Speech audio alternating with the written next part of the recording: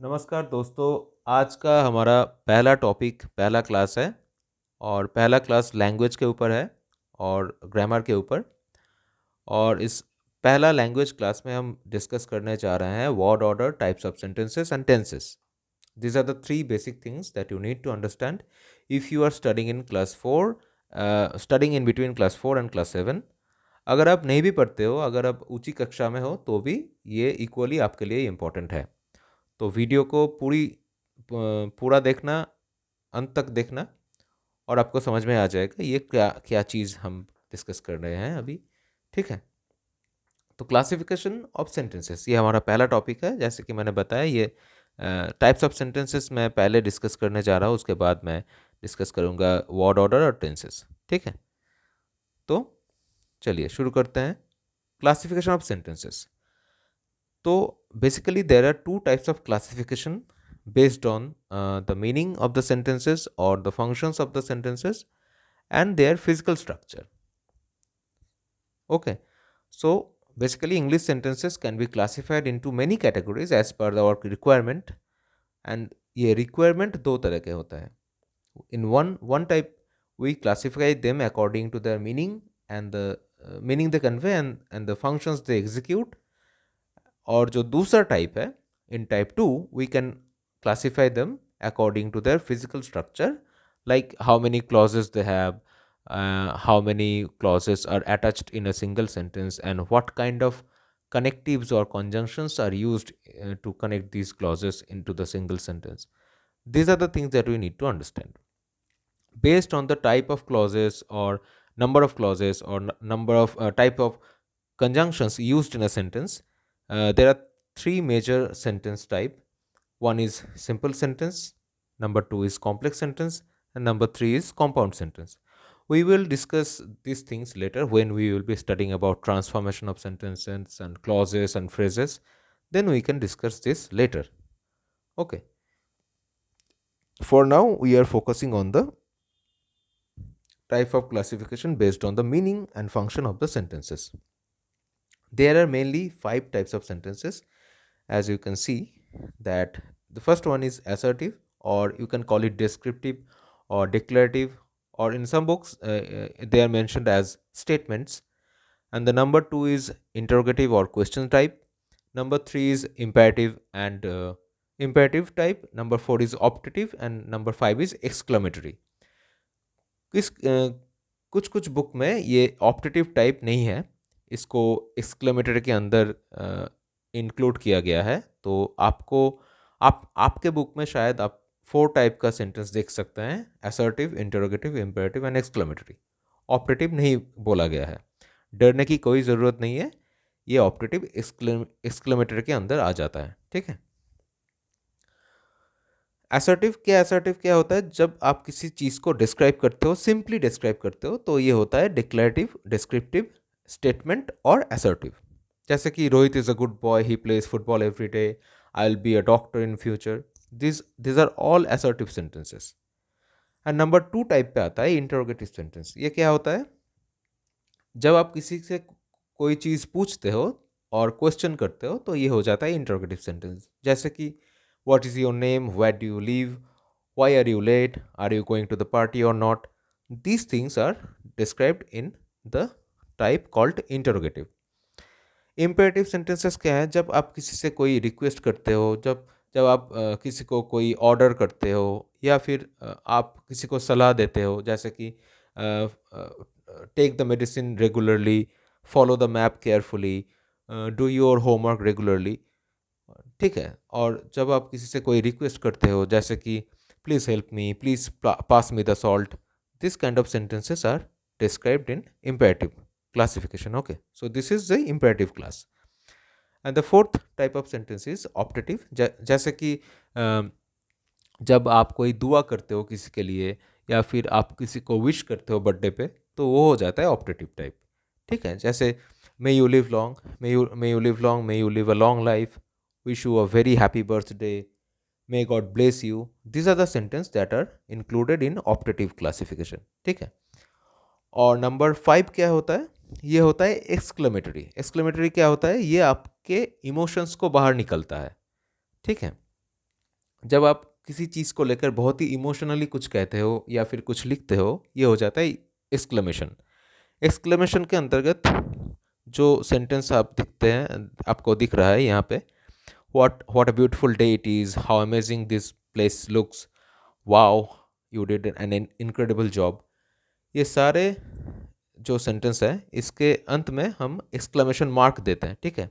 जैसे कि यहाँ पे क्वेश्चन के एंड पे आप क्वेश्चन मार्क देते हो, वैसे ही एक्सक्लेमेशन के अंत में आपको एक्सक्लेमेशन मार्क और एक्सक्लेमेटरी मार्क आपको देना पड़ेगा, ठीक है। तो ये हो गया आपका classification based on the function and meanings of the sentences, ठीक है। अब आपको जानना पड़ेगा what is word order in English language. What is word order? Word order कुछ नहीं है जो हमको पहले से पता होता है शायद, और अगर आपको नहीं पता होता है आपको डरने की कोई ज़रूरत नहीं है। What happens in English language is that there are three major words in a sentence. If you are talking about assertive sentence, that is the most simplest type of sentence. We are only going to talk about assertive sentence today. So if you take any assertive sentence, you will find three major things.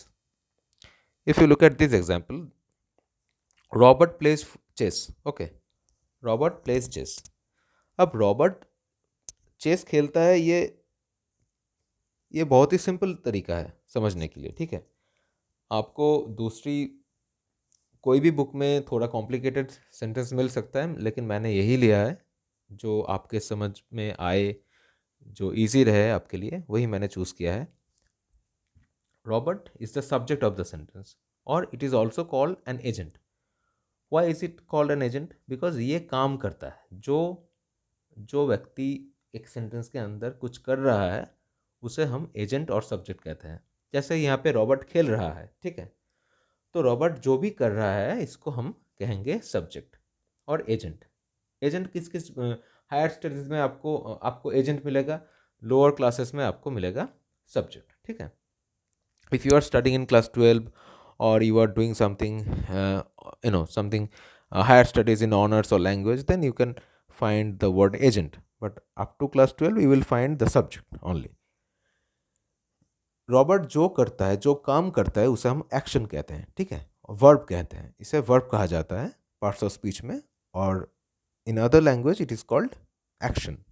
जो भी काम हो रहा है sentence में, जो करता जो है, सब्जेक्ट जो है, जो कर रहा है सेंटेंस में, वो है एक्शन और वर्ब। और एक्शन और वर्ब जिसके ऊपर आधारित है, जिसके ऊपर ये काम हो रहा है, जो भी काम हो रहा है, जैसे कि play chess, what does he play? He play chess. जो खेल वो खेल रहा है, उस खेल को हम कहेंगे ऑब्जेक्ट, ठीक है। जैसे कि अगर मैं बोला रॉबर्ट प्लेज फुटबॉल, तो फुटबॉल हो जाएगा इसका ऑब्जेक्ट, ठीक है। तो तीन चीज़ आपको मिलेगा असर्टिव टाइप में, तो इसको हम कहेंगे subject, verb and object, and this order remains constant through out the English language. If you take any English descriptive or assertive sentence, you will find this simple structure if it's written in an active voice. Okay, voice हम बाद में discuss करेंगे, पहले आप जान लो कि ये order क्या होता है। सो सिंपली अब कहे तो इंग्लिश में का वर्ड ऑर्डर होता है सब्जेक्ट, वर्ब एंड ऑब्जेक्ट, ठीक है। जैसे कि Robert plays chess every day, so Robert हो गया सब्जेक्ट, प्ले हो गया वर्ब, चेस हो गया object.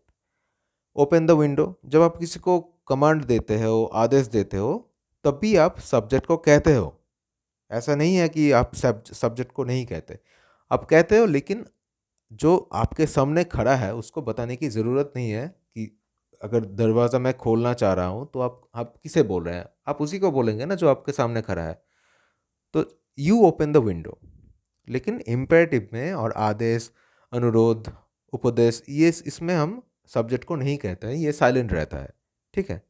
So you open the window, in any imperative sentence the subject is you, because when you give a command or request to someone, that means it is meant for the person who is standing in front of you. So it will be the second person who is standing next to you or in front of you. That means you don't need to mention that person overtly or explicitly that who are you talking to. You are talking to the person who is standing in front of you. So imperative sentence में आपको ये नहीं लिखा जाता, आपको लिखने की ज़रूरत नहीं है, लेकिन आपको याद रहे कि हर इम्पेरेटिव सेंटेंस का सब्जेक्ट होता है यू, जो आपके सामने बैठा है। क्वेश्चन में भी सेम चीज़ किया जाता है, लेकिन अगर क्वेश्चन करना है तो थोड़ा घुमा के लिखना होता है। जैसे कि you have done your homework, इसको हम अगर क्वेश्चन करें तो आपको घुमा के लिखना पड़ता है, have you done your homework, लेकिन एक्चुअली इसका सब्जेक्ट होता है you. May you live long, जब आपको किसी को आशीर्वाद करना होता है, आशीर्वाद देते हैं बड़े लोग, तो आप क्या कहते हैं? मे यू लिव लॉन्ग, लंबी उम्र हो तुम्हारी, ठीक है। तो मे यू लिव लॉन्ग का थोड़ा सा घुमा के अगर लिखे तो ये बन जाएगा यू मे लिव लॉन्ग। तो here you is the subject.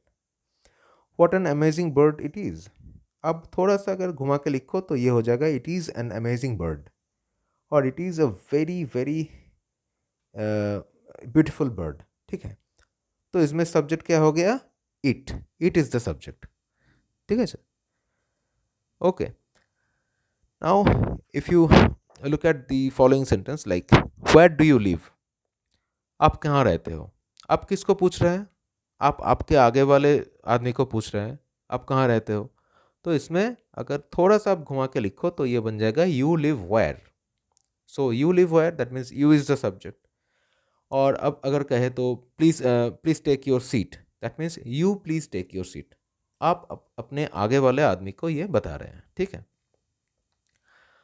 अब आपको देखना पड़ेगा व्हाट इज़ टेंस। टेंस क्या है? टेंस बहुत ही मज़ेदार सब्जेक्ट है। किसी किसी को, कुछ कुछ आदमी को, कुछ कुछ बच्चों को ये समझ में नहीं आता। अगर अगर आप अगर आप छोटे हैं, बहुत ही छोटे हैं, तो आपको समझ में नहीं आ सकता है। मैंने देखा है कुछ बड़े स्टूडेंट को जो क्लास 8, 9 और 10th में पढ़ते हैं, उनको भी ये टेंस समझ में नहीं आता। इसका रीज़न बहुत ही सिंपल है। आप टेंस को यूज़ करते हैं लेकिन आपको पता नहीं होता कि टेंस क्या होता है। टेंस एक क्वालिटी है। किसका क्वालिटी है? टेंस वर्ब का क्वालिटी होता है। और वर्ब क्या है आपको पता है? वर्ब एक एक्शन है। जो चीज़, जो काम एक सेंटेंस के अंदर होता है वो है वर्ब, और वर्ब का क्वालिटी है ये टेंस। और कैसा क्वालिटी और कैसा कैसा कैरेक्टरिस्टिक्स है ये हम बताएंगे आपको वीडियो में। Tense is a quality of the verb that provides us information about the time of the action. एक सेंटेंस में अगर कुछ काम बताया गया है तो वो काम कब हो रहा है ये बताता है आपका टेंस। जैसे कि रॉबर्ट प्लेज चेस। क्या खेलता है रॉबर्ट? रॉबर्ट चेस खेलता है, लेकिन कब खेलता है, कौन सा टाइम लाइन में ये काम हो रहा है ये आपको नहीं पता है। लेकिन अगर आप क्लोजली देखें, तो आप अच्छे से अगर इसको जांचें, तो आपको मिल जाएगा ये काम कब हो रहा है। Robert plays football. So plays जो वर्ब है ये प्रेजेंट टेंस में आता है।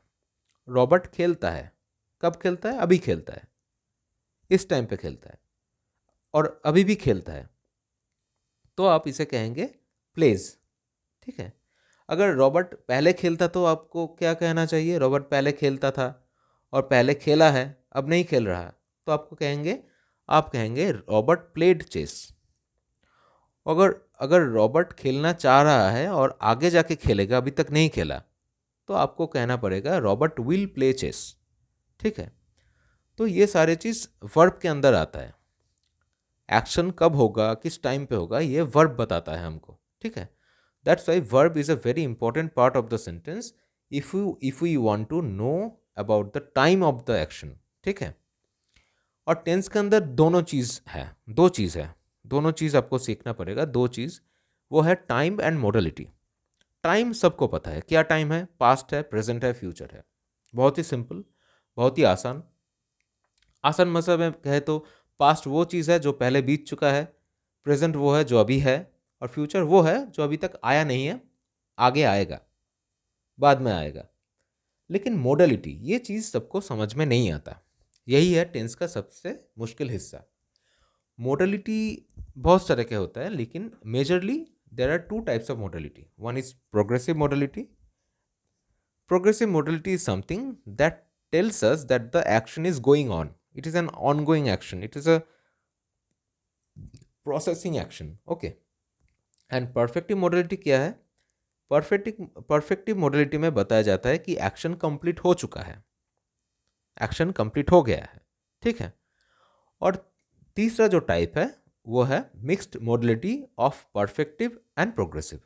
कुछ चीज़ें हैं जैसे कुछ चीज़ें हैं जिसमें perfective modality and progressive modality दोनों तरह का चीज़ एक साथ जुड़ा हुआ है। हम बाद में इसको डिस्कस करेंगे।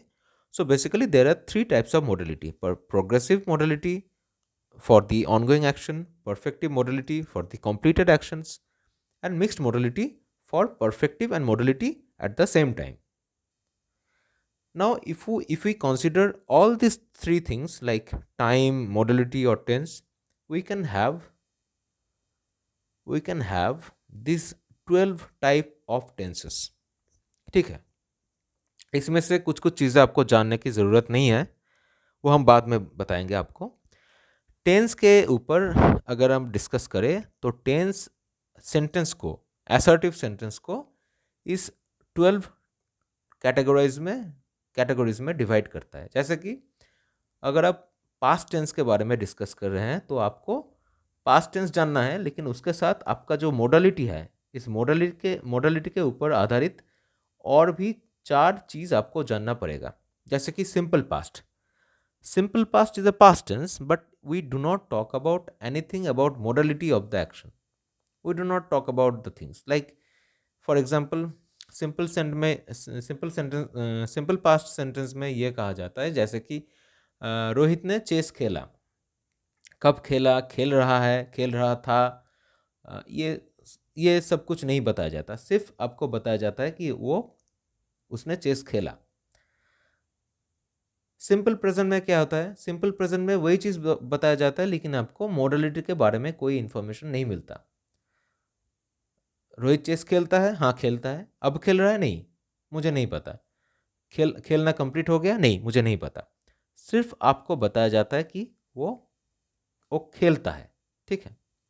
सिंपल फ्यूचर में वही चीज़ बताया गया है, लेकिन फ्यूचर में रोहित चेस खेलेगा। कब खेलेगा, खेल रहा होगा, खेलना कंप्लीट हो गया होगा, कुछ नहीं बताया गया, ठीक है। पास्ट कॉन्टिन्यूअस में बताया जाता है कि खेल अभी चल रहा था, ठीक है, खेल चल रहा था।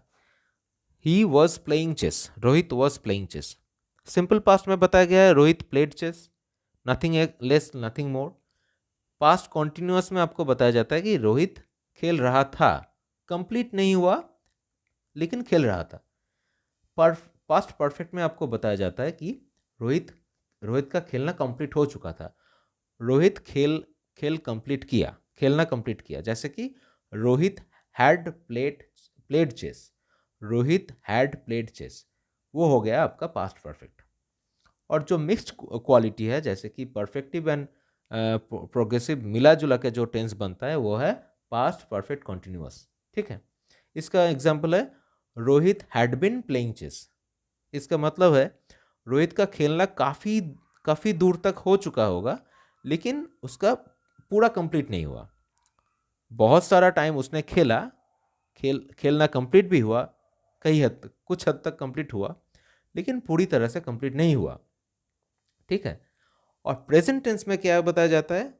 सेम तरह की चीज़ है। Simple present, present continuous, present perfect continuous.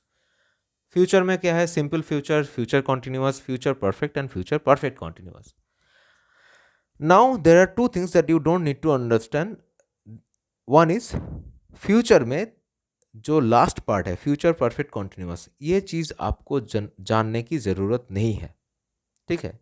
इसका यूसेज बहुत ही कम है, इसीलिए इस टेंस को हम नहीं बताते हैं, ठीक है। तो number 4 of future tense is not included in our syllabus. We are not going to discuss anything about future perfect continuous tense. We will limit our discussion up to future perfect tense.